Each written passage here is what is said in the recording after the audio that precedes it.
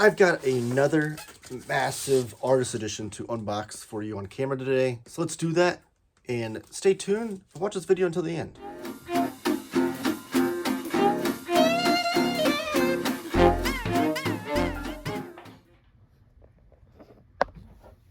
And we're back. So this is Taylor Talks Comics. Thank you for joining me. Please give the video a thumbs up and subscribe if you haven't already. Or if you're watching this on the Organic Price Books YouTube channel, please give that video a thumbs up and subscribe to that channel as well.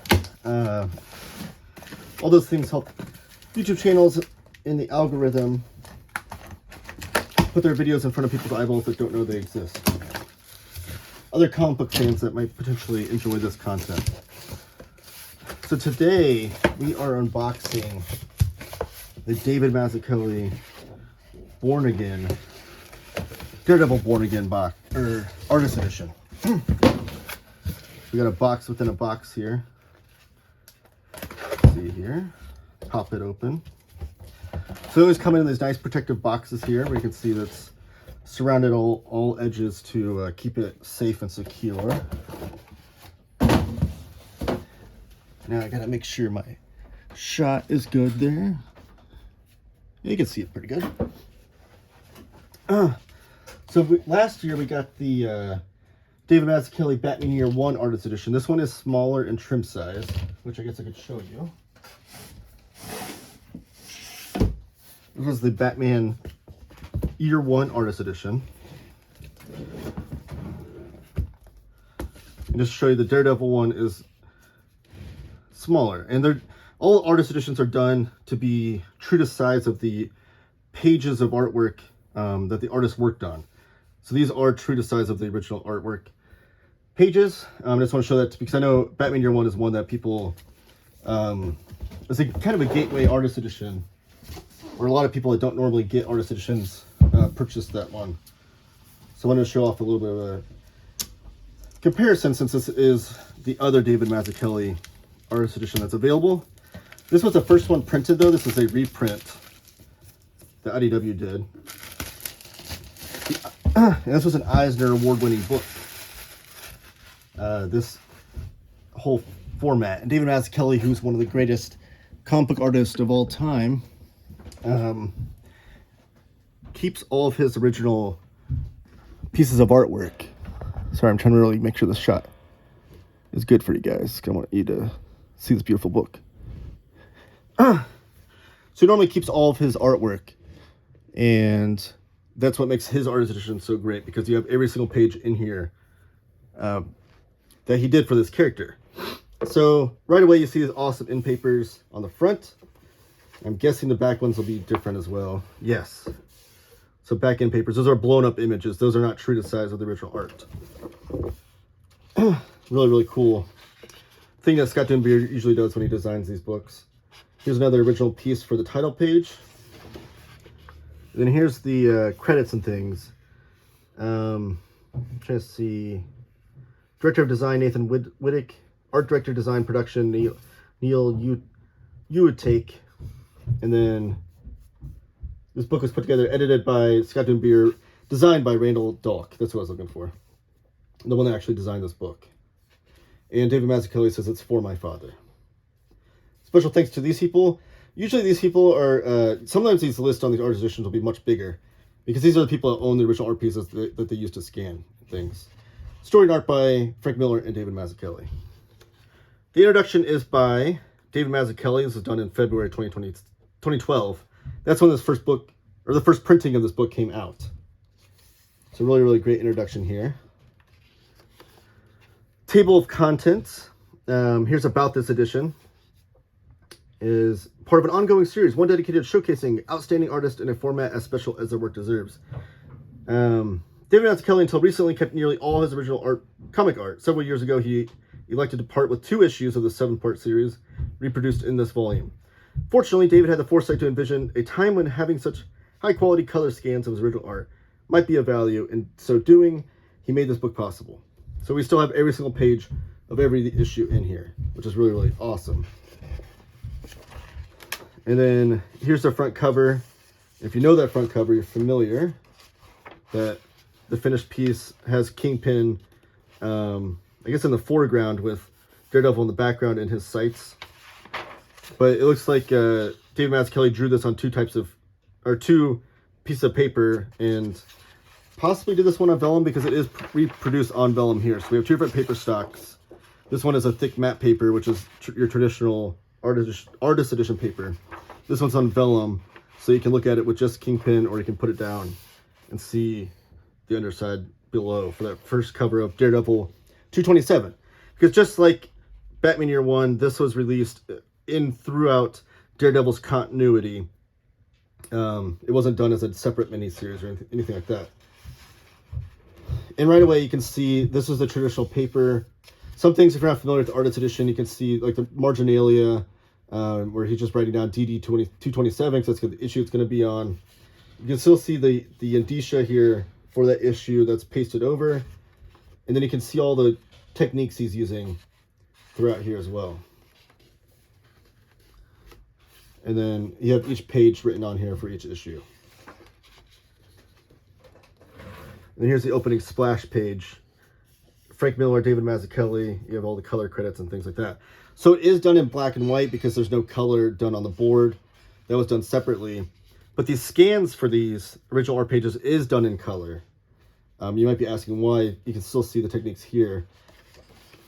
It's to capture everything that's on the board. If they just scan this in black and white, you'd be missing out on some of these colors where they taped up things. And then you'll see if some artists will use blue line method, that would probably, doing it black and white, probably wash out some of the white media that he would use on these brush strokes right here, or potential aspects where Mazzucchelli might have whited out an image or a panel and wanted to redo it. You can see the zipatone that David Mazzucchelli is using on here as well. Pulls up really good. So these are high quality scans. This is literally as if David Mazzucchelli handed you a stack of all of his original artwork and you're just, thumbing through it. And that's what makes these artist editions so special. I love all the washes and zipatone used on this panel here. He's such an amazing figure drawer too. Mazzucchelli was. And this is a reading experience. A lot of artist editions, they used to call it artifact edition. They used to have a distinction if they didn't have a full complete story. End of chapter 1, Mazzucchelli drawing almost like a classic Bill Everett style or Wally Wood style figure there for that pinup. And here's the next cover. But some of the artist editions will just be random pages because the artist doesn't keep every single page for their artwork, and they might sell off part of it. That's kind of what a lot of artists do to supplement their income. So you just get a smattering of pages. You can't read it as a reading experience. But this has every single page, every single panel. All the lettering is done on the board, so you can actually sit down and read this as a story, just like this. And really truly take in all of the wonderful artwork by Mazzucchelli. I do love all the graffiti done in the subway scene here. You see Locas. Shout out to Jaime Hernandez there for Love and Rockets. The police band right here gets a shout out in the graffiti. And I'm trying to see if there's anything else I can pick out from the graffiti. It was like just other maybe signatures or maybe some friends of David Mazzucchelli he's trying to shout out there. There's all kinds of zipatone used on that page. Zipatone's like those little dots you see. They don't actually sit there and draw every little dot. It's actually a screen that they put over the top of the artwork to give it some texture and effect. Which you'll see a lot for black and white artists, like mangaka will use that a lot. Here's the end of chapter 2. We'll use that a lot for adding a second color, gradients, like a gray, and when they're doing just black and white artwork. Here you can see all the white media on the snow scene here. So this is the image that he drew first, and then he might have drawn this on vellum or a second sheet, and it perfectly goes around the figures there to add another aspect to the cover. I love all this lettering too here. I wonder if that was done by Mazzucchelli or who was the letterer on this comic actually. Well, it should say in the opening credits, right? I guess we haven't got to the splash page yet.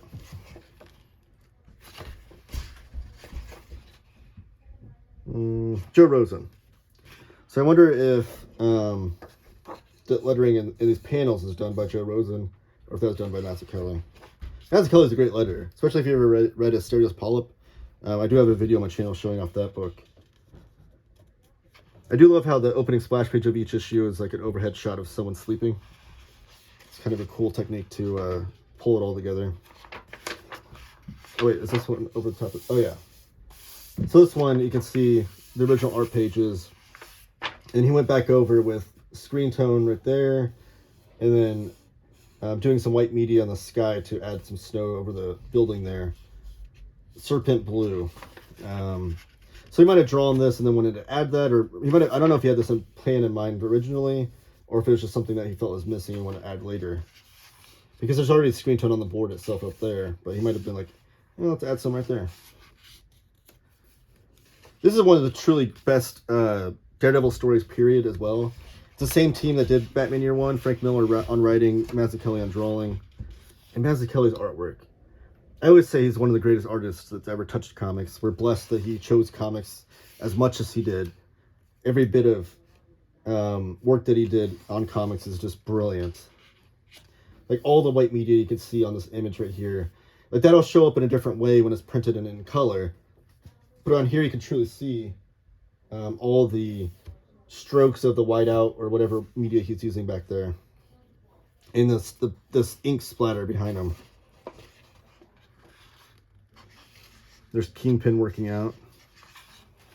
Get ready for the big battle. Oh, this is over here.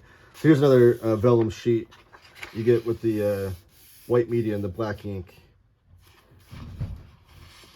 I love the braille here at the bottom too. It's such a cool little aspect. Since our main character here is blind, right? Cool little added aspect to it. And here's the opening splash page again, where someone's in bed or sleeping. Those little story bits of continuity are just amazing. This image here looks like it's ripped right out of Batman Year One. You can see it's kind of more down and dirty and grimy in the back alleyways of Gotham. But truly just amazing. Like, it's not just this figure drawing, but it's his compositions and his storytelling. Like the location scenery, showing that this is like, if you've ever been to a busy city, it's honk, honk, honk with all the traffic there, you can totally speak to like what they're dealing with. And you have all the sound work, yeah, like the birds and then the bells, which is something, if you know Daredevil, you know how Murdoch can hear everything up to a heightened degree. Here's the Daily Bugle with like look at this. It's true like crime noir with the slats of the blinds shining over the top of everything. It is interesting that he does parallel straight lines. He obviously ruled that out, but then this you can see is done by hand to create like the different shadow technique. Because if you know this, if the light's shining in, it's not going to be perfect on every figure. Once it hits a figure, the light's going to bounce a different way. So he used a ruled out straight line on some of this, and then some of it did by hand.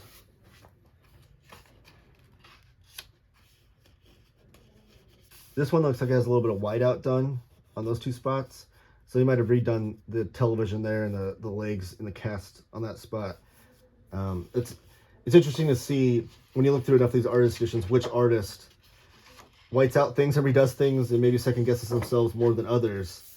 You know, some that are just totally can get it on the first try every time. Looks like that nose was redone there for Foggy.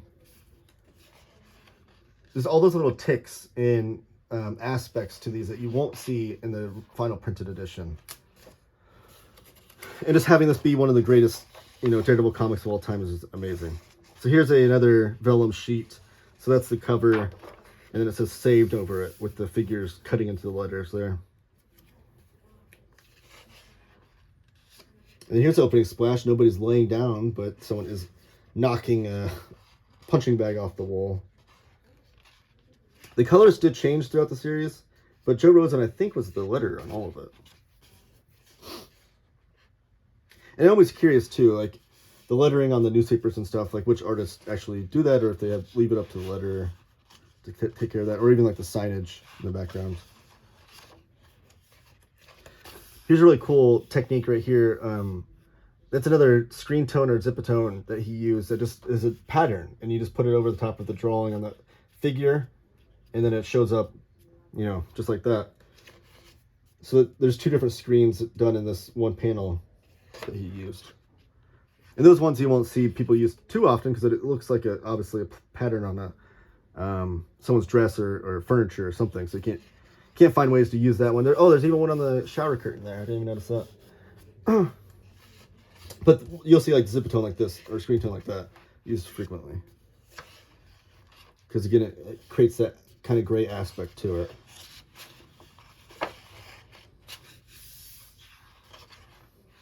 I love that panel too with the lettering blowing over the top of it. It's a commonly used technique back in that era by artists, and I always get a kick out of that. Because you take away the background and the sound effects is like the most important aspect to it. It's like the loudest thing, right? Of your five senses, that's the one that's going to be registered the most in that type of scene.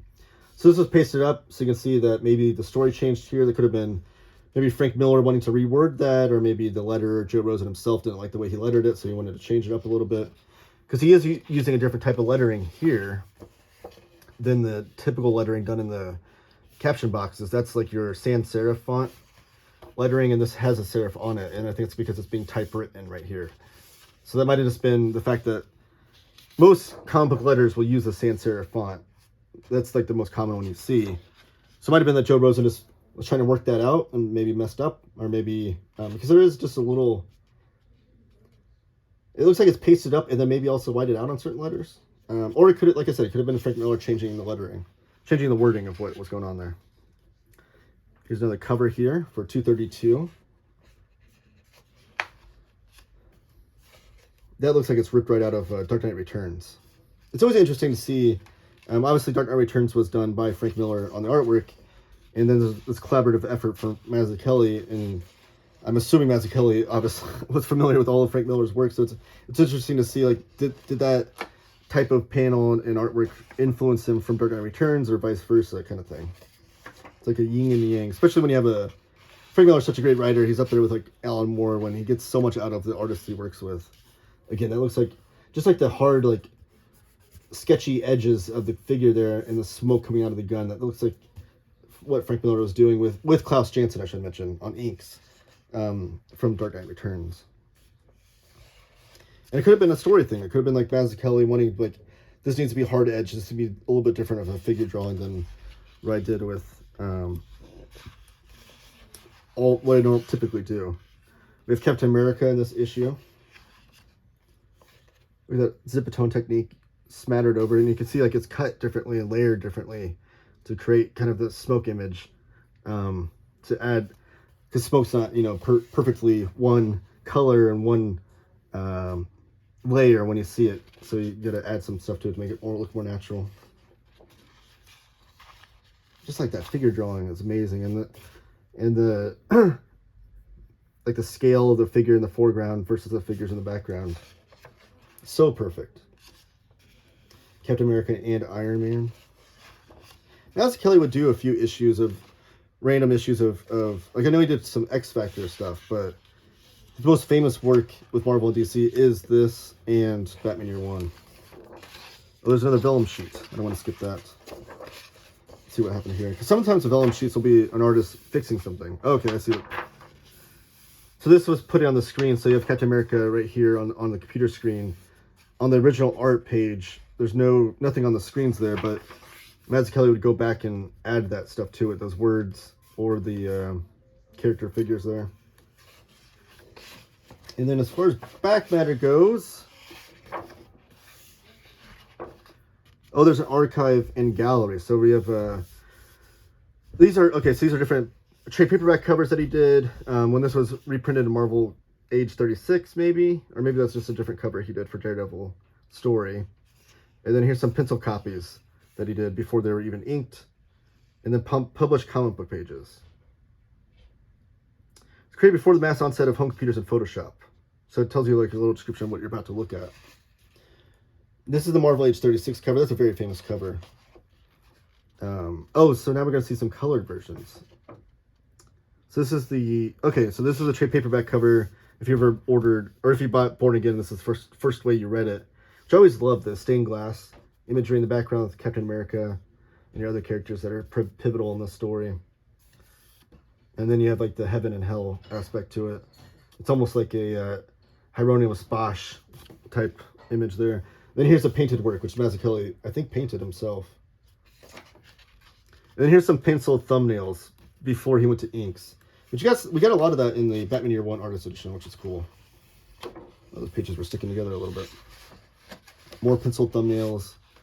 You can see how detailed his thumbnails are before he even inks them, which is, you'll see that vary from artist to artist. Some artists will do very abstract pencils, and then they'll do a lot of their drawing in the inks. So here's our final printed and colored pages of the comic, just to give you examples of what it looked like in the final piece, which you can go back and forth on this art edition and compare and contrast. And there's a bio of David Mazzucchelli. And like I said, that's the end papers. So really, really a beautiful edition. Definitely need to add this to your collection if you're a Mazzucchelli fan, you're a Daredevil fan, you have the Batman Year One and you want to pair this with it. Just a beautiful, beautiful book. I don't know if I showed off the spine. I guess I should do that. But yeah, so order this on organicpricebooks.com with my promo code Taylor Talks Comics. We'll save you $2 off the order. I have other promo codes and social media things you can follow in the description down below of this video. Give the video a thumbs up, comment down below with your thoughts, and subscribe if you haven't already. Thank you guys. Keep talking comics.